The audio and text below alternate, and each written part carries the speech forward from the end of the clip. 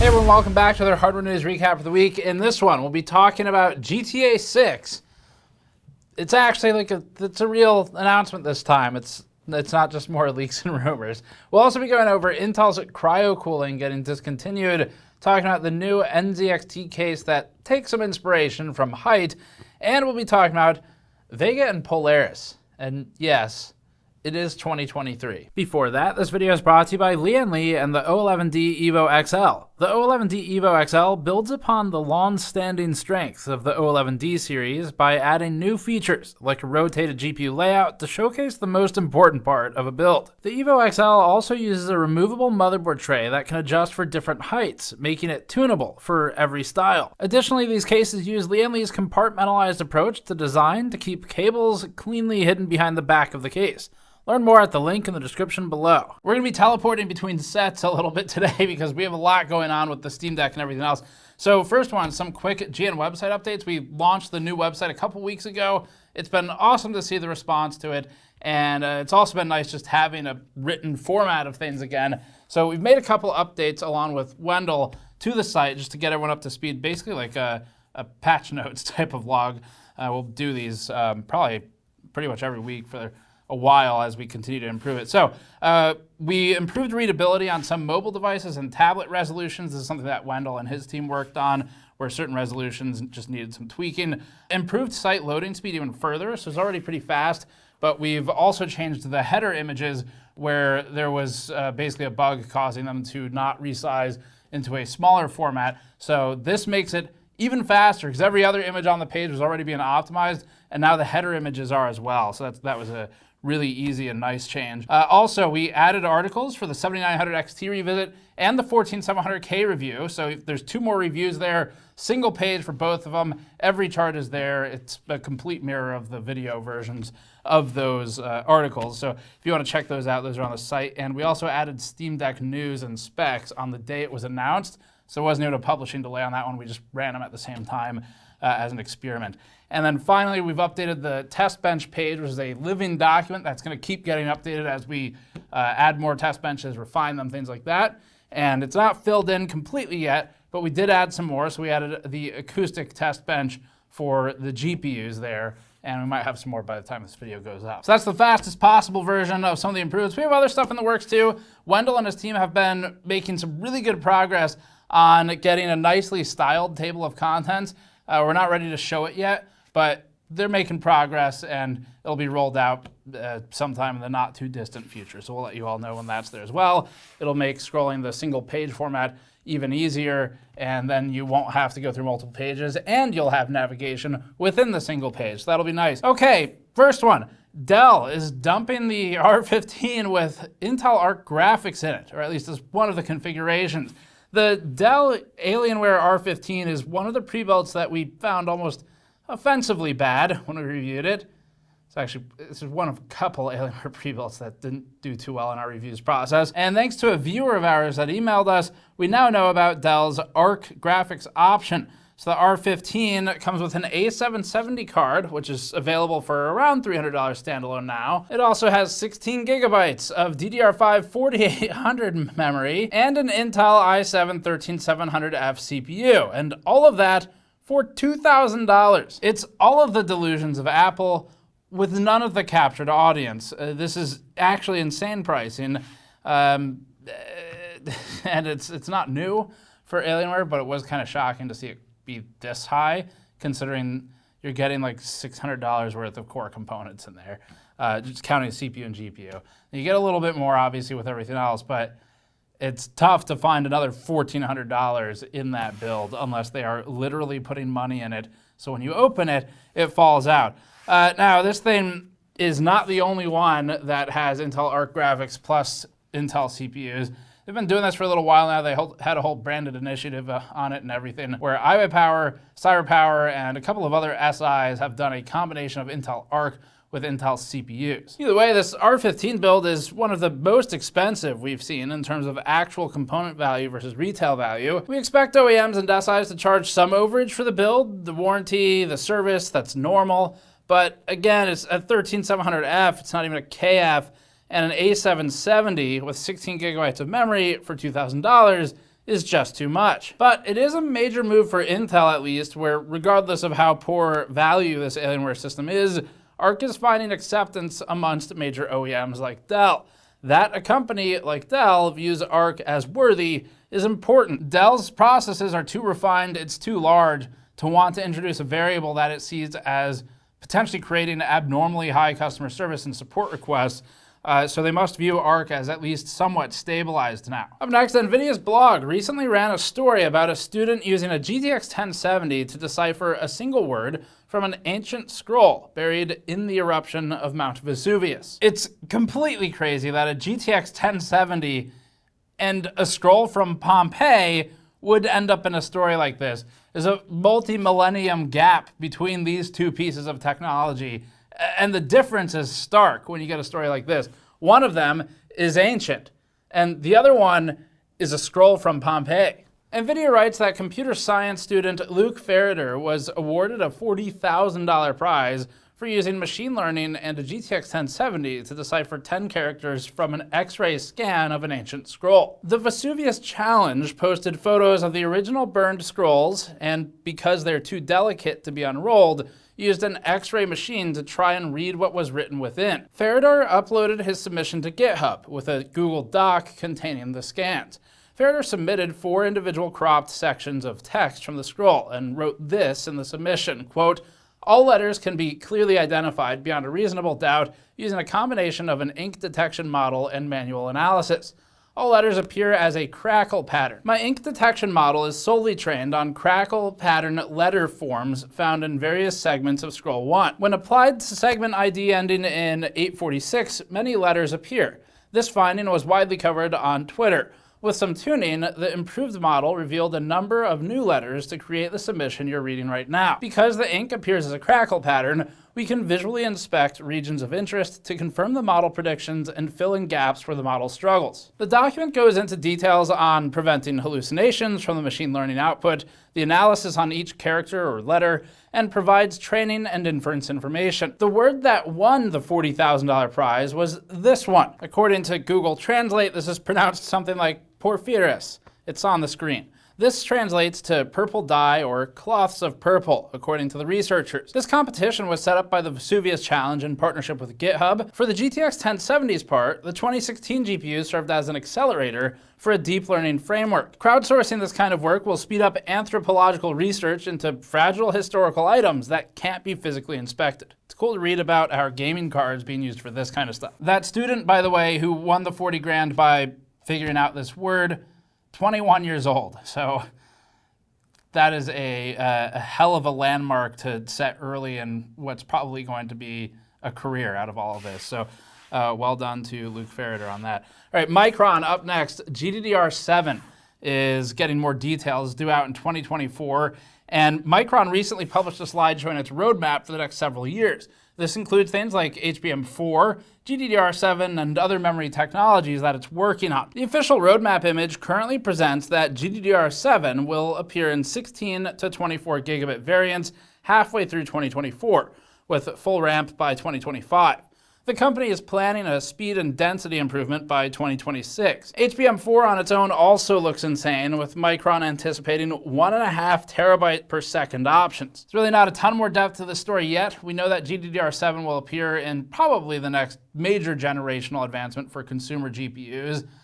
Wouldn't be surprised to see that show up on NVIDIA at least. Maybe AMD, Intel Arc, Battlemage has been in development long enough. It's probably not going to be on Battlemage, but we'll see where it shakes out. HBM at this point isn't really used in consumer GPUs anymore.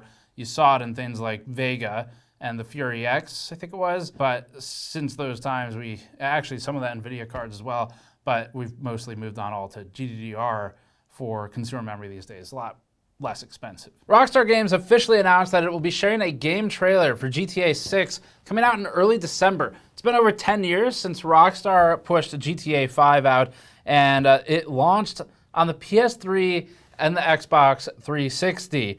It's been a very long wait for fans of the game. It came to PC in 2015, which is when we actually did a big graphics roundup on it, but it's been out for a while. And when we first heard leaks about the GTA 6 announcement, we were worried we'd end up in the next video game donkey rewind if we reported on them, showing 10 more years of GTA anticipation. Fortunately, Rockstar made this one official.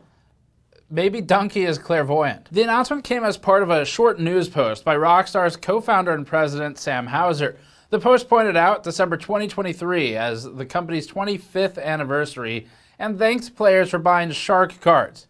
No, wait, it just thanked players for their incredible support.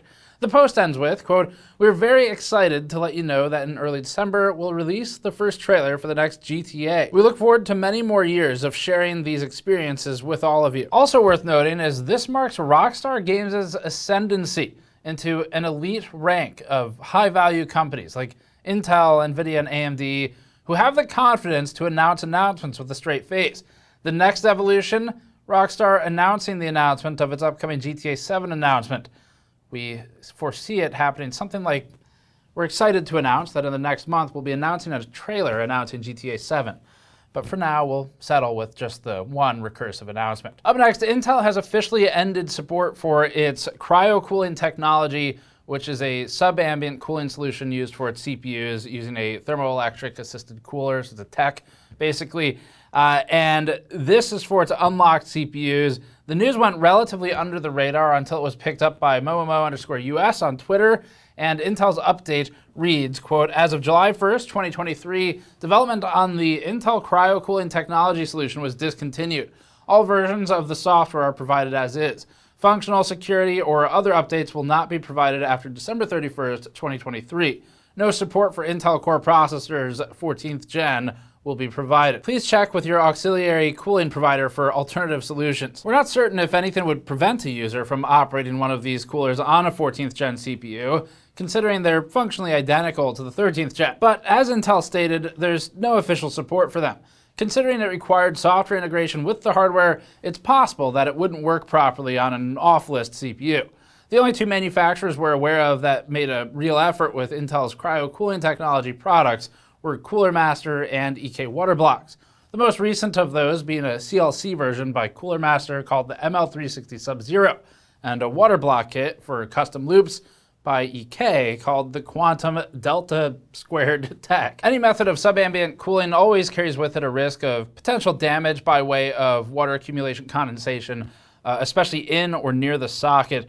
Intel and the companies that made these products took measures to mitigate this risk. A lot of it was with rubber gaskets and things like that would sit around the CPU, but it was always a potential problem. Other drawbacks included, actually the main drawback, relatively low heat handling capacity. These coolers really couldn't handle an all-core load in most scenarios, and the fact that the tech modules drew a lot of power on their own added to the downsides. So between all of these and the expense, we're really not surprised to see these go away. In similar news of support being suspended for products, AMD has confirmed that its codename Vega and Polaris GPUs will no longer receive new features or game optimizations and driver rollouts.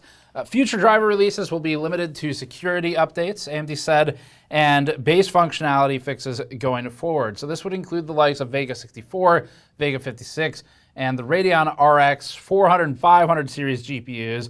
So that'd be like the 480, the 580, the 590 as well was a refresh. AMD responded to an inquiry from Anantech stating the following, quote, "The AMD Polaris and Vega graphics architectures are mature, stable, and performant and don't benefit as much from regular software tuning. Going forward, AMD is providing critical updates for Polaris and Vega-based products via a separate driver package, including important security and functionality updates as available. The committed support is greater than for products AMD categorizes as legacy, and gamers can still enjoy their favorite games on Polaris and Vega-based products." This follows AMD's removal of support for the GPUs in the open source driver for Linux, AMD VLK, several weeks ago. Anantech also points out that AMD making the distinction between this level of support versus legacy is an important one, as legacy effectively means the product is dead. Those users should be aware that the Vega and Polaris drivers are now under a separate branch that should keep the version prefix 23.19, while more modern GPUs get 23.20 and beyond. Confusingly, they both fall under the same Adrenaline Edition driver number, which is currently 23.11.1. If you're on one of these cards, be sure to get the correct driver branch, or you could use the auto detect installer. NZXT has launched a new case that feels like they're copying Hyte's homework, but they didn't want the teacher to notice. So is the teachers, that us. They didn't want the teacher to notice. We're going to continue with this metaphor. So they smashed it together with parts of the Lianli 011 series to not get caught. The new case is called the H6 Flow, and its design is familiar in a sort of mirrored Spock goatee sort of way. The new case is a dual chamber design with the front right corner turned into an angle with 3 intake fans in it. The top and bottom have fan mounts as well, with the latter being somewhat embedded into a bottom sort of chamber reminiscent of the Y series Hyte cases, like the Y60. This leaves the right side chamber that holds the power supply and any 2.5 or 3.5 inch drives with lots of room for cable management, especially along the angled surface adjacent to the front intake fans. Overall, it's a variation on a formula that we know works at this point, and NZXT has put some level of effort into having the H6 Flow not just be another 011 clone like the H9 is. The H6 Flow is available in white or black, with 3 pre-installed fans for $110 or with RGB fans for $135. And we are currently actively revamping our entire ATX case testing bench and the test methodology. Actually really excited about it because we're rolling out the chamber, the anechoic chamber for use with this, along with some improvements to thermal testing, new types of tests, all that stuff. So that's getting worked on. We're not sure if we'll visit this case in the first set of data for it, but anyway, we wanted to update you. We're working on new ATX case reviews with new standards. Actually, the first time in like 6 years or more that we have done a total overhaul of the ATX reviews. Up next, game reviewer and content creator Yahtzee Croshaw, along with several other members of the Escapist team, have left the general media publication and gaming publication, The Escapist.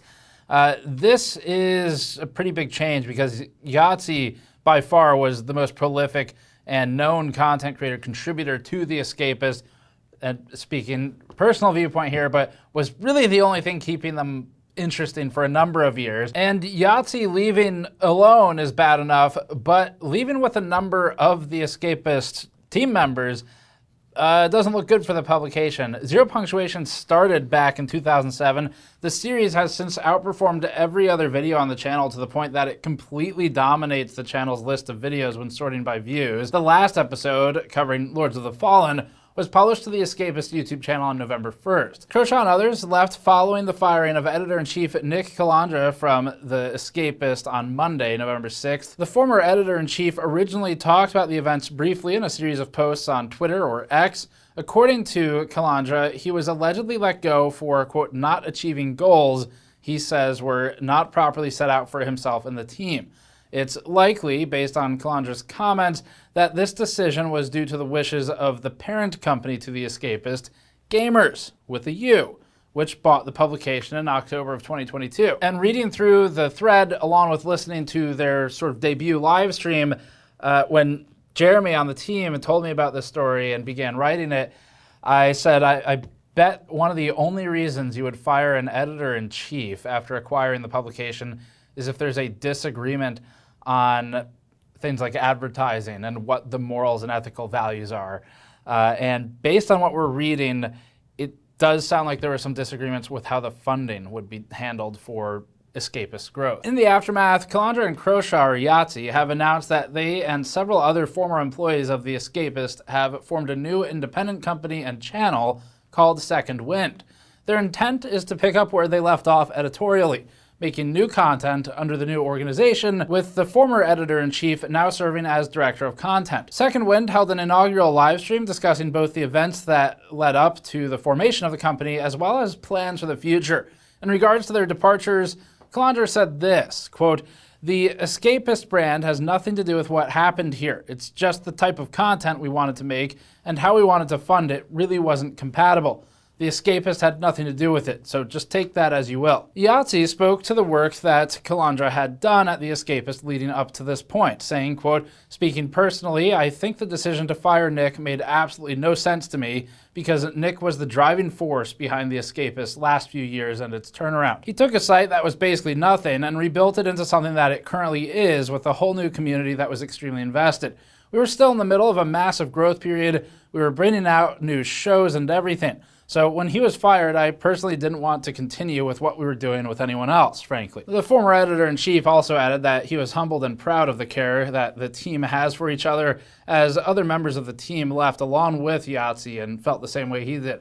regarding his future game reviews, Yahtzee said this, quote, "People have been yelling at me to go independent for years. So, well, in brief, that's what we're doing. Second Wind, in short, is an independent gaming and pop culture media channel that will be entirely creator-owned and audience-funded." Yahtzee specifically is planning to return to zero punctuation style reviews under a new name, and isn't sure if he'll legally be able to continue using the same art style, but is intending to bring at least the essence of it back to their new publication. At this point, so much of games journalism, and actually a lot of just reporting in general, but especially in gaming, is owned by these mega conglomerations that try to suck out all of the spirit and originality and ethics and values from smaller groups that once operated independently as they get sold and traded around.